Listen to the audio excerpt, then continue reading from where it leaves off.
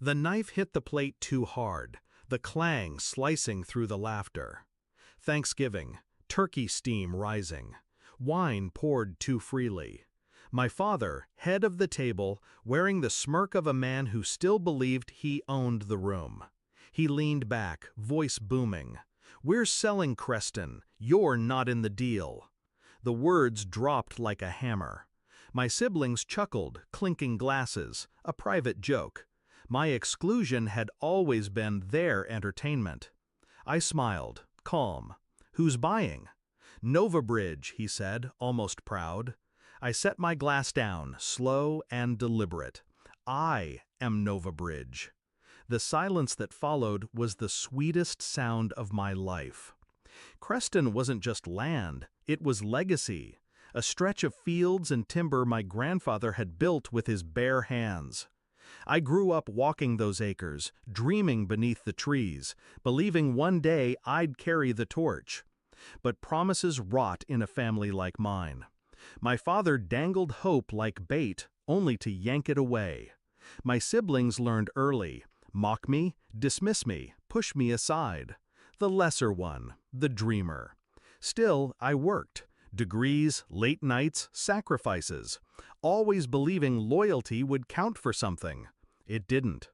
The signs crept in slowly. My brother's offhand remark: "Once it's sold, we're set." A folder left carelessly on the counter. Contracts, valuations, sketches of deals. My name absent. I asked my father once, carefully, "What about me?"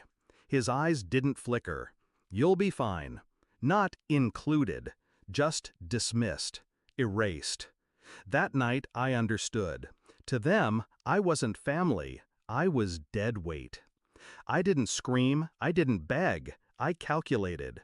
If Creston was their crown, I wouldn't fight for a piece, I would take the whole. I researched every whisper of their plans, who they spoke to, which firms circled, what Novabridge was. And then I built Novabridge myself. An empty shell at first, a name, a facade, but behind it, me. My capital, my connections, my sleepless nights. I studied corporate law, played the banks, charmed the brokers. They never thought I had the stomach for business. They were wrong. Novabridge grew teeth.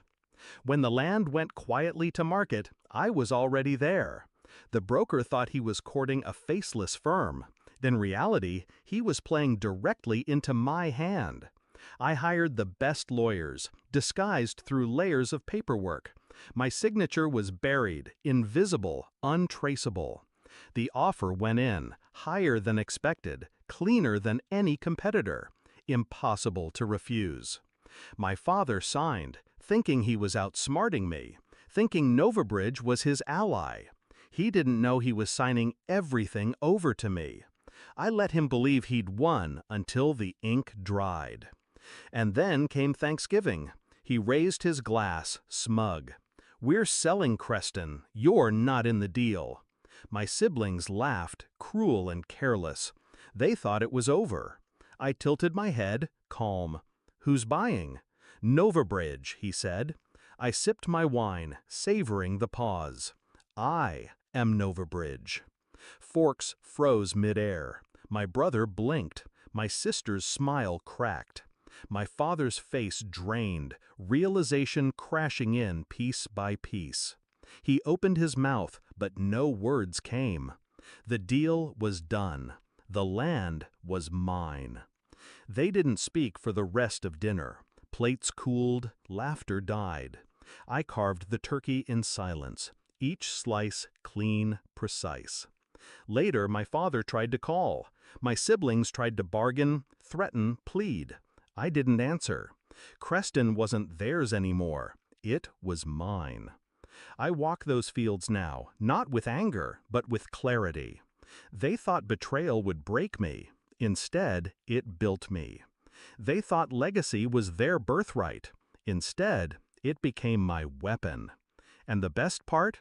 They taught me how to cut someone out. I just perfected it.